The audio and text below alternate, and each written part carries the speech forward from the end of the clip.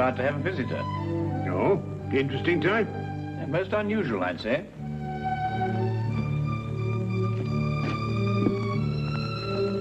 I don't see anyone. My dear Watson, the street is hardly deserted.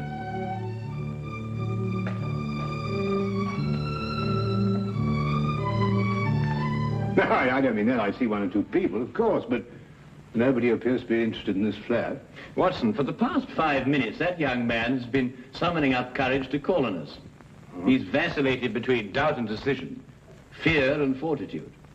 At last, fear is conquered. Fortitude is the victor. Well, I suppose you've deduced the whole thing.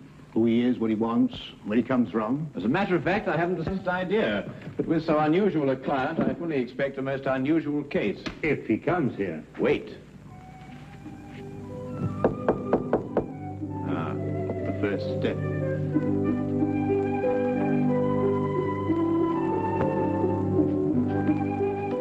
Is this Mr. Holmes' flat? It is. Won't you come in?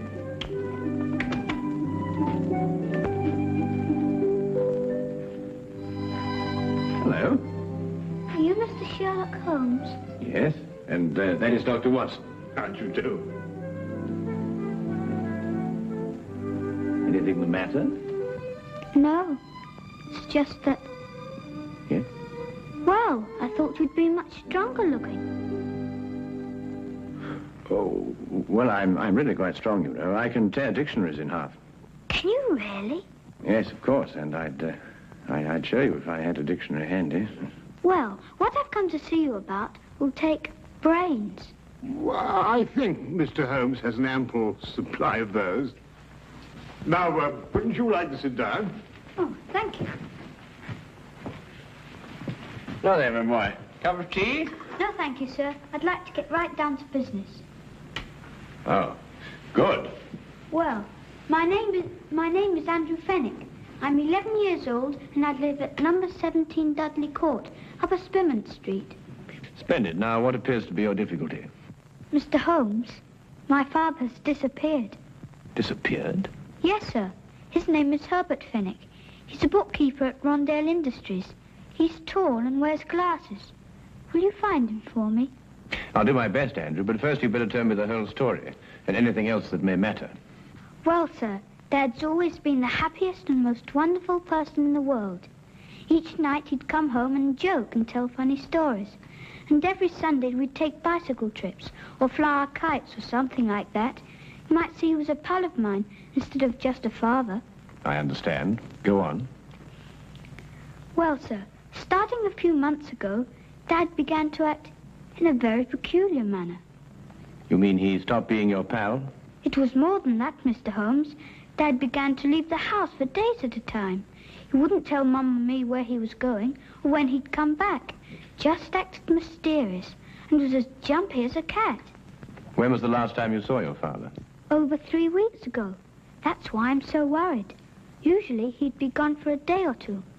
Mr. Holmes, I'll give odds he's in some sort of trouble. And I bet Jack Driscoll is behind it all. Jack Driscoll? Yes, sir. Just before Dad left, the last time, he told Mum and me what to say in case this Jack Driscoll came round the house looking for him. We were to say that Dad had gone to Scotland to visit his brother. And that's got me worried too. Why? Because Dad hasn't got a brother. Have you ever seen this Mr. Driscoll? No, sir, I haven't. I don't know a thing about him, but I don't like him. Why hasn't your mother been to the police about this? I suppose that's because Dad told her not to do a thing about it. No matter what seemed to happen, she was just to wait and have faith. But it's over 3 weeks ago. I just couldn't wait any longer. Then your mother doesn't know you're here? Oh, no. If I told her, she'd try to tartan me off for sure. Besides, she's been quite ill, and I wouldn't want to upset her. Your mother hasn't been well? No, sir. The doctor said she had pleurisy or something like that. She's been very sick. I really wouldn't want her to know I've come here. Your visit will be held in the strictest confidence. Thank you, sir. And you will take the case? I'll look into it immediately.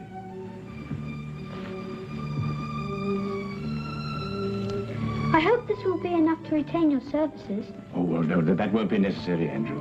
But I insist. It's £2 6 shillings. It's all my own money, and I saved every bit of it. No, I think you'd better hold on to it. Perhaps you can do me a good turn someday. No, sir. A business deal is a business deal. Pay on the line and no welching on dips, I always say. Very well, Andrew. It's a deal. But £2 6 shillings is far too much. I'll settle for £1.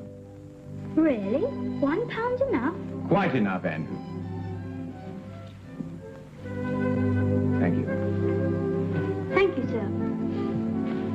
I'll let you know as soon as I hear anything, Andrew. Goodbye, my boy. Bye, sir. Well, Watson, we'll find that boy's father if you have to search every gambling den in England. Gambling den? Yes, didn't you notice his clothing? Well, I suppose so. Nothing extraordinary there. On the contrary. The shoes were most expensive, but the coat was threadbare. The trousers came from the best haberdashery, and the cap was ancient, attesting to the father's streaks of good luck and bad luck. Yes, but that's not sufficient evidence to label Fenwick a gambler. Quite right, but there were other indications. Young Andrew's speech, if you may recall, was sprinkled with the peculiar jargon of the gambler. Such terms as touted off, I'll give you odds, and welching on a debt. The boy obviously learned from his father. I see. Further, I'd say the man's mysterious trips were to various sporting events held outside of London. Horse races, dog races, and so on. Yes, Holmes, but why should an apparently contented man like Fenwick suddenly turn to gambling? Well, my guess is that the mother's serious illness created a heavy drain on Mr. Fenwick's slender financial resources. He probably hoped for the gambler's classic killing. Well, Holmes, you've certainly answered everything. I'm afraid not, Watson. 2 questions yet remain unanswered. Where is Mr. Herbert Fenwick? And who is the shadowy Mr. Jack Driscoll? Where to, Holmes? To Inspector Lestrade's office. In this particular case, he may be just the chap to help us. Now, that's what a gambler would call a long shot.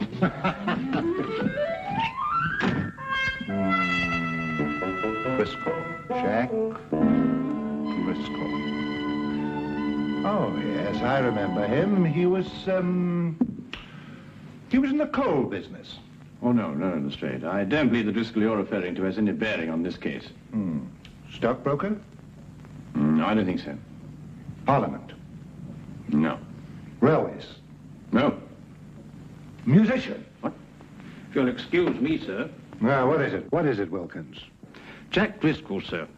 Alias Jack Ellisy, alias Gerald Jackson, sir. Arrested 1891, suspicion of murder, released. Arrested 1892, burglary, convicted and served 1 year.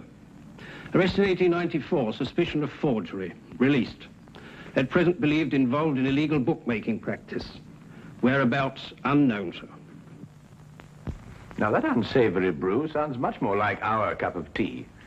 Tell me, Lestrade, in which of the various sporting spheres is Mr. Driscoll most active?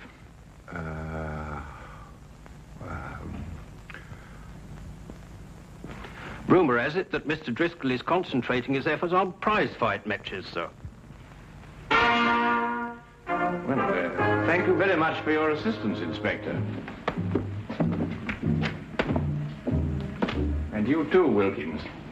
Good afternoon, gentlemen. Well, if I know you, Holmes, I suppose now we'll be attending a prize fight. Quite right, Watson. This very evening, hulking Harry Thornton meets Powerhouse Percy O'Noonan at Londonderry Gardens. Powerhouse happens to be a personal friend of mine. You know a fighter personally? My dear fellow, I once blackened his eye for him.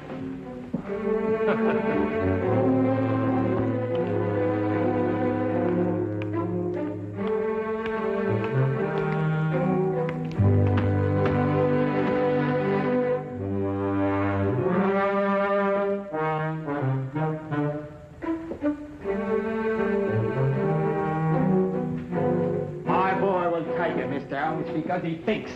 That's the kind of fighter I like, a fighter with brains. A very good combination, Mr. Finnegan. The best.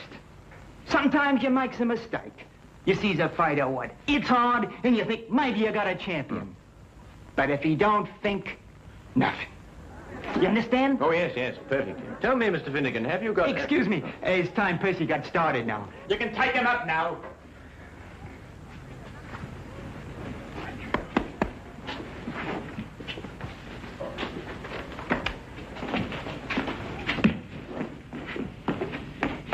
Brains? Oh, no, Watson, just a comparative judgment, you know. Well, I'll have to say goodbye to you now, Mr. Holmes, but thanks for dropping in. Not at all. Your boy was highly recommended to me. Who told you about him? Herbert Fenwick? Who? Herbert Fenwick. Herbert Fenwick? You know him? Of course. I was just saying that. Excuse me, Mr. Holmes, I've got to be going now. Curious reaction. Perhaps not so curious, Watson. The proper use of that name may open several tightly barred doors. Proper use? What do you mean, Holmes? Well, if I'm correct, you'll soon see for yourself. Just let's continue to drop the name. Watch your chin.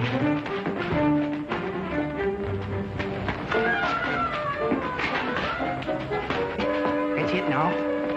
Hold it. Hold it now. Keep your eyes open. Right.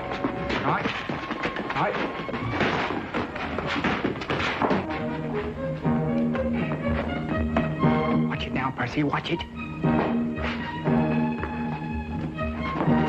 That's it. That's it. Hold it now. Hold it.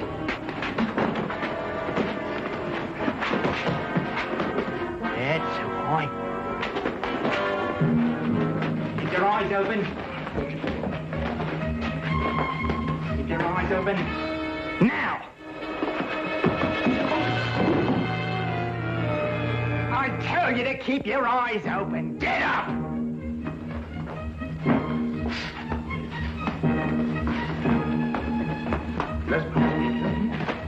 Good old Herbert Fenwick. I must remember to get his advice on next week's card. You know, it's a pity poor old Bert Fenwick couldn't come with us this evening. Yes. Do you know what old Herbert Fenwick told me this morning? No, what did Herbert Fenwick tell you this morning? Did you hear that? You know, Watson, it's not every day you can meet a man who'll give you insight. Sounds like just what Driscoll's been looking for. I told you that he did it. You remember I said... What are you waiting for? We met a chap like... Don't like taking them either. They might get roughed a bit later, then somebody says they saw him leave with us. Do you think the street would be any better? You know him?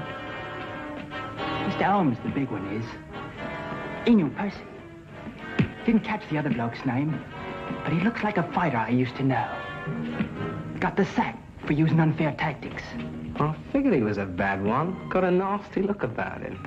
Well, if he tries anything, don't expect any Marquis of Queensberry out of him. Use some of your own tactics. Righto. Get to it now before the Upton leaves. Let him know we mean business right from the outset. Stand by, Watson. I think we shall have company in a moment.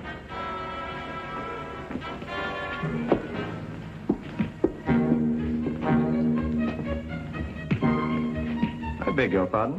Herbert Fenwick a friend of yours? Yes, but I don't see why. You come with us. Certainly not. Who are you? It will be much easier on you if you don't make a fuss. Where are we going?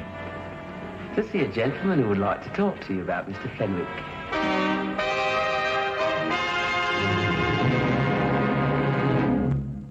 All I want to know from you is where you saw Fenwick last. Well, I believe it was at Murgatroyd's saloon. No lie. Here, I say, look. Fenwick wouldn't go to Murgatroyd's. Maybe the Green Man or the Houndstooth or the Brass Goblet, but never Murgatroyd's. There isn't too much money. Well, Mr. Driscoll, you've been to a lot of places today. Perhaps it was one of the others. How do you know my name? You were pointed out to us. It seems you're quite a well-known figure in certain circles. Well, Mr. Driscoll, if we should see Mr. Fenwick again, is there any message you'd like us to give him? he knows what I want, that Wilshire. Oh, he's in debt to you, is he? Over £1,000. Now, I'm not willing any longer to collect. If I get my hands on Fenwick, that'll be the last of him. And that goes for you, too, if I ever find out you helped him in any way. Now, get out of here.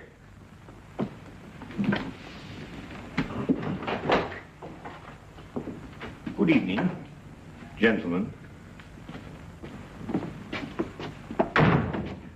People just don't have any manners anymore. And this is not the time to instruct them. Come, Watson. Well, I only hope we're going to a place where they appreciate proper behavior and the finer things of life.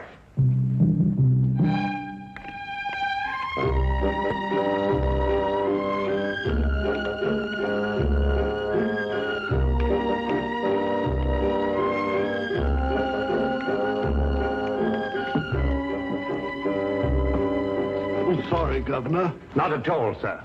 Not at all.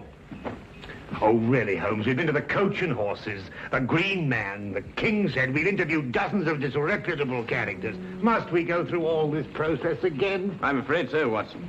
It's the only place that we can obtain some further information as to Fenwick's whereabouts. No.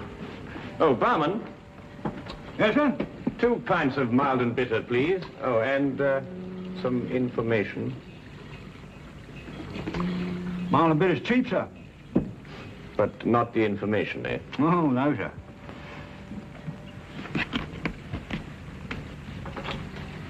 Herbert Fenwick. Oh, the poor chap. What do you mean? It was along here not a few weeks ago. We were talking confidential like. Told me he booked a passage to America. Too bad he won't be able to use it now. Oh? Why not? Me say you haven't heard. No. Fenwick's dead.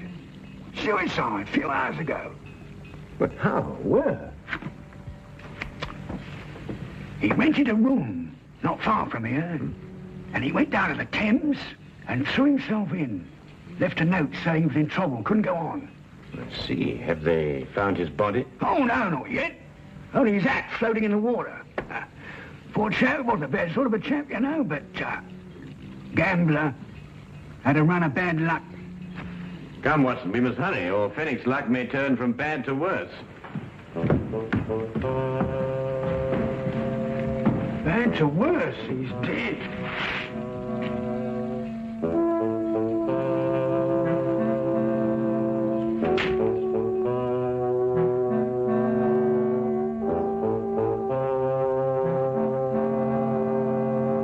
Well, there you are, Holmes. What more do you want? The body. Oh, we'll soon find that. There's no doubt about that. The river patrol's dragging the Thames already. I assure you, Inspector, Herbert Fenwick is still alive. Then why should he write a suicide note? Surely the question is, why should Fenwick write a suicide note in such explicit detail? Listen, this is a terrible thing to do, but I have made up my mind. It is the only way to end my difficulties. Today at 6 p.m., I'm going to the Thames. I will jump from the Hertford Bridge. Forgive me, but have faith. Signed, Herbert L. Fenwick. No, Holmes, I can't follow that line of reasoning. Then perhaps this may convince you. Take a look at that hatband with Fenwick's name on it.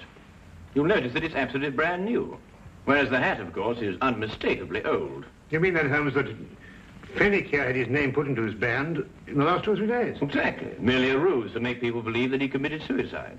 Yes, but why should a man say he's dead if he isn't? Well, to avoid his muscular creditors, for one thing. If they believed the reports of his death, they'd have no choice but to write him off as a total loss. Yes, but if he's still alive, somebody's bound to see him sooner or later. Not if he's made plans to go to America. All right, then. I'll have an alarm sent out to all the ships in port. I'm afraid, Lestrade, that'll be too late. Now, what do you mean? Because he has no money. He needs it badly, and he needs it quickly. And there's only one way in which he can cover both his needs. What way is that, Holmes? Robbery. What, do you think he'd take the chance? Of course he would. Fenwick's desperate. And in any case, there's very little chance when one considers that no one would suspect a dead man of committing the crime. Now, Holmes, what am I supposed to do? Warn everybody in London that a robbery's going to take place? Oh, I wouldn't go as far as that, Lestrade. I judge that Fenwick will strike at one of 3 places. The Wagon and Horses, the Green Man, or the King's Head. I say, Holmes, how can you narrow it down to that? Because Fenwick can feel certain that everyone in those places has heard the news of his death. Therefore, no suspicion could be directed at him. I don't know why I let you talk me into these things. Then you'll assign men to cover the Wagon and Horses and the Green Man? Yes, yes. Good, but there isn't much time. You'll have to get on with it immediately. All right. You know, sometimes you're worse than the commissioner.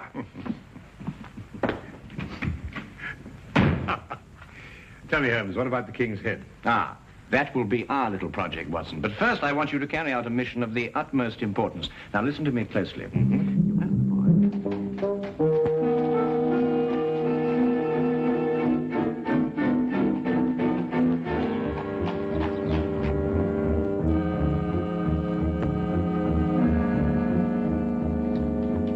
Yes, I've seen them come and go. big and small, happy and sad.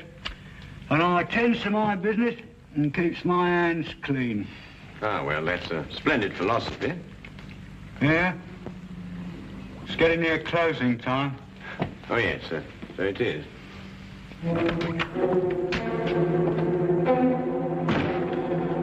Put your hands up. I'll take that if you don't mind. I'm sure he does, but then he has very little choice, has he? You, get over there. Go on, hurry up. You two. Go on. I'm sorry, Holmes. We had a bit of difficulty again. Oh. Oh, no. I've got him, Finnick. What? Brilliant job, Finnick. Absolutely brilliant. Dad! Now, what's the game? Let me go. Go on, sit down, you villain. Here, give me the gun. Come. Now, not a word out of you. But Not a word. Dad, is it really you? Of course it is, Andrew. Your father has been working on a special assignment for the Secret Service. Haven't you? Oh, Andy, my Andy. Now, you don't need to say anything, Mr. Finnick. Your behavior is the model of a hero. Oh. Take this man away. No, you listen to me. We'll have plenty of time for listening to you later. Well, who is he? What's he done? Who is he? Why, he's a spy working for a foreign government. Spy? Yes. Foreign government? And these, Lestrade, are the secret documents he was stealing from our Navy. Hey, that's my account book. A likely story, indeed. Here, let me see them. No, Lestrade, you certainly can't see them. They're even too secret for you. In a half minute, Governor, there's been a mistake here somewhere. I'm just, Wilkins, do as Lestrade orders. Take this man away. Yes, Mr. Holmes. I'll be standing up behind the bar all day. Come on, you. You know, wait a Come on, minute, you. let me say something. This is a crime. You see, Andrew, your father has been working on a most dangerous case. During the secret investigations, quite naturally, he couldn't tell you anything about his activities.